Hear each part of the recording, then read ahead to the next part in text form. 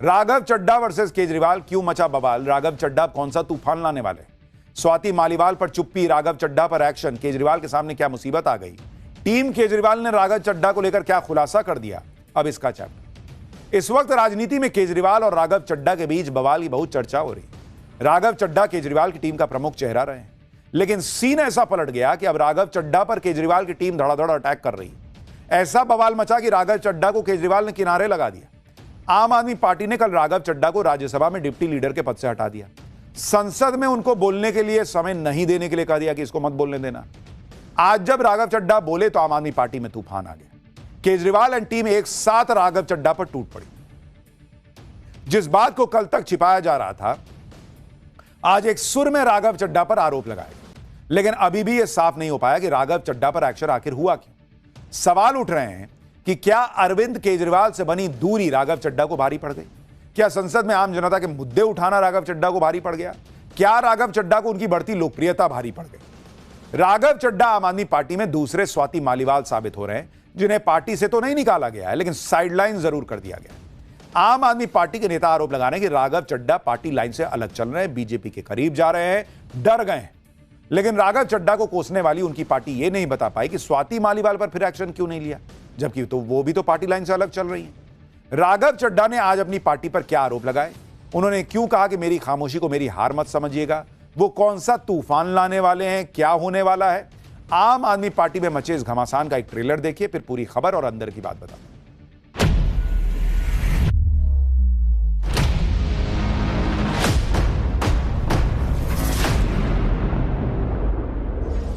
मेरी खामोशी को मेरी हार मत समझ लेना। मैं वो दरिया हूं जो वक्त आने पर सैलाब बनता है। जो डर गया समझो मर गया। विपक्ष के इतने नेता डर गए और कूद के बीजेपी में चले गए, शायद अगला नंबर हो सकता है राघव जी का। अब ये चोरों के गैंग में माल के बंटवारे की आपस की लड़ाई शुरू हो चुकी है।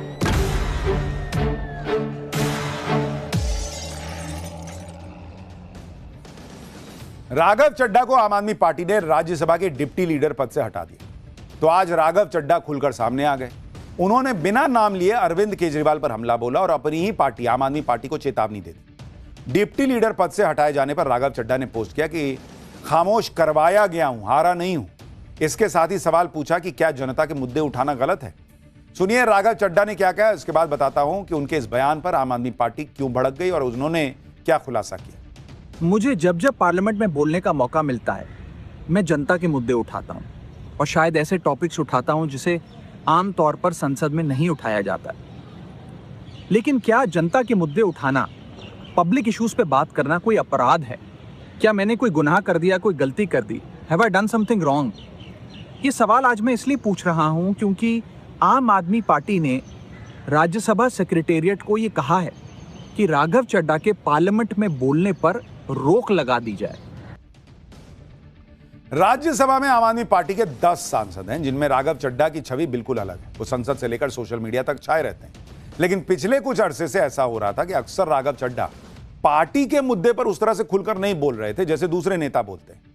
भाई आपको तो पार्टी ने भेजा ना, तो पार्टी की बात तो बोलिएगा ना। कम से कम आप पब्लिक का मुद्दा उठा रहे हैं, अच्छी बात है, लेकिन पार्टी ने आपको अपनी आवाज उठाने के लिए भी तो भेजा है।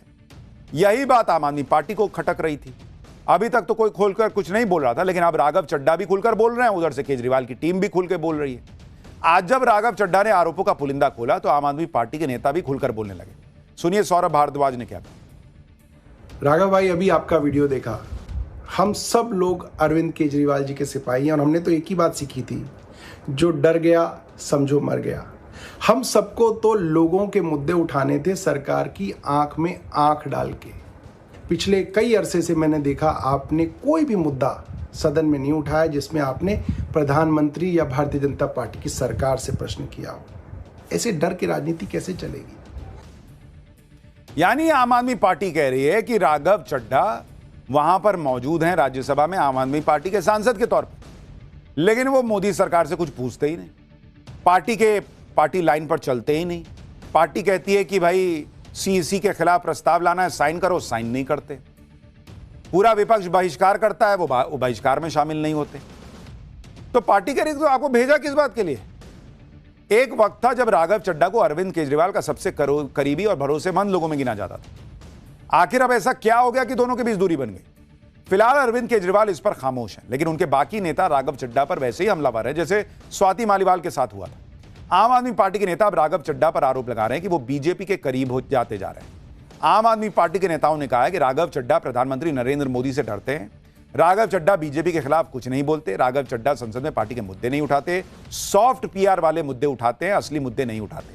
बोलने के लिए मिलने वाले समय में समोसे सस्ते कराने लग जाते हैं। गुजरात में सैकड़ों कार्यकर्ता गिरफ्तार हुए, लेकिन सदन में कुछ नहीं बोले। मुख्य चुनाव आयुक्त के खिलाफ प्रस्ताव लाया गया तो साइन नहीं किया। पार्टी ने सदन से वॉकआउट किया तो वो पीएम मोदी की हाजिरी लगाने के लिए बैठे रहे। अरविंद केजरीवाल की गिरफ्तारी के समय देश छोड़कर चले गए। दिल्ली की पूर्व मुख्यमंत्री आतिशी ने तो आरोप लगा दिया कि राघव चड्ढा जल्दी ही बीजेपी ज्वाइन कर सकते हैं। आज राघव जी बीजेपी पे सवाल उठाने से डर रहे हैं, मोदी जी के खिलाफ आवाज उठाने से डर रहे हैं। और शायद आज ऐसा लगता है कि 2 साल पहले जब अरविंद केजरीवाल जी की गिरफ्तारी हुई थी तो उन्होंने जिस प्रकार से कहा था कि मेरी आंखों का ऑपरेशन है, इस वजह से मैं भारत से बाहर हूं, शायद तब भी वो मोदी जी से डर गए थे।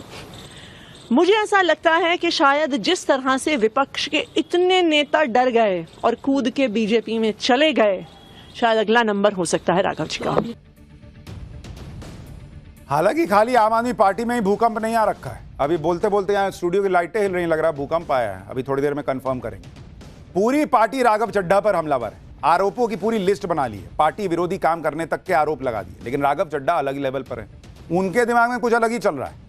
आज उन्होंने अपनी पार्टी के नेताओं को चेतावनी दे दी कि अपने अगले कदम के बारे में हिंट भी दे दिया। सुनिए एक बार। लोगों ने आज पार्लियामेंट में मेरे बोलने का अधिकार मुझसे छीन लिया, मुझे खामोश कर दिया। मैं उन्हें भी कुछ कहना चाहता हूं। मेरी खामोशी को मेरी हार मत समझ लेना। मेरी खामोशी को मेरी हार मत समझ लेना। मैं वो दरिया हूं जो वक्त आने पर सैलाब बनता है। राघव चड्ढा कह रहे हैं वो वक्त आने पर सैलाब बन जाएंगे, तो किसको बहा के ले जाएंगे? ऐसा क्या करने वाले हैं? एक्शन होने के बाद राघव चड्ढा बड़ी बड़ी बातें तो कर रहे हैं, लेकिन उन्होंने ये नहीं बताया कि पार्टी के लिए उन्होंने इतने दिनों में किया क्या। अगर पार्टी ने उन्हें राज्यसभा भेजा था तो उन्होंने पार्टी के कौन से मुद्दे सदन में उठाए? जबकि आप देखिए कि आम आदमी पार्टी ने राघव चड्ढा को कहां से कहां तक पहुंचाया। 2012 में राघव चड्ढा ने दिल्ली लोकपाल आंदोलन के दौरान राजनीतिक यात्रा की शुरुआत की। 14 में आम आदमी पार्टी के नेशनल प्रवक्ता बन गए। 2015 में पार्टी के सबसे युवा कोषाध्यक्ष बने। 2020 में दिल्ली के राजेंद्र नगर सीट से विधानसभा चुनाव जीते। 2020 में ही दिल्ली जल बोर्ड के उपाध्यक्ष बने। 2022 में राज्यसभा के सबसे युवा सांसदों में शामिल हुए। आम आदमी पार्टी के नेता यही आरोप लगा रहे हैं कि वो सदन में कभी भी पार्टी के मुद्दे नहीं उठाते। कभी तो पार्टी की भी बात करेंगे।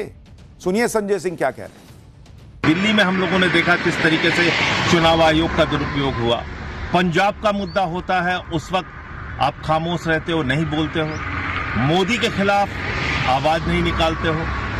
तमाम वो मुद्दे जो जनहित के हैं, देश से जुड़े हुए हैं, पार्टी से जुड़े हुए हैं, पार्टी के कार्यकर्ताओं से जुड़े हुए हैं। गुजरात में पार्टी के कार्यकर्ताओं को पीटा जाता है, मारा जाता है, उस पर नहीं बोलते। राघव चड्ढा अपना तर्क दे रहे हैं, लेकिन आम आदमी पार्टी की तरफ से कहा जा रहा है कि संसद में ऐसे कई मौके आए जब राघव चड्ढा पार्टी के विप के खिलाफ चले गए।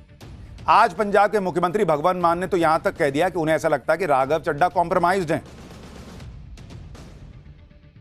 समोसियां दा रेट ਜਾਂ कोई किसी डिलीवरी ਜਿਹੜੀ ਹੈ ਪੀਜੇ ਦੀ ਉਹ 30 ਦੀ ਬਜਾਏ 40 ਮਿੰਟਾਂ 'ਚ ਹੋ ਜਾਣੀ ਚਾਹੀਦੀ ਹੈ। ਐਦਾਂ ਦੇ ਮੁੱਦੇ ਚੱਕੂਗਾ ਫਿਰ लगूगा नहीं, तो शक नहीं होगा कि किसी और पासे तो किसी और स्टेशन तो बोल रहे हैं। सर आपको लग रहा है कि कॉम्प्रोमाइज है राघव चड्ढा?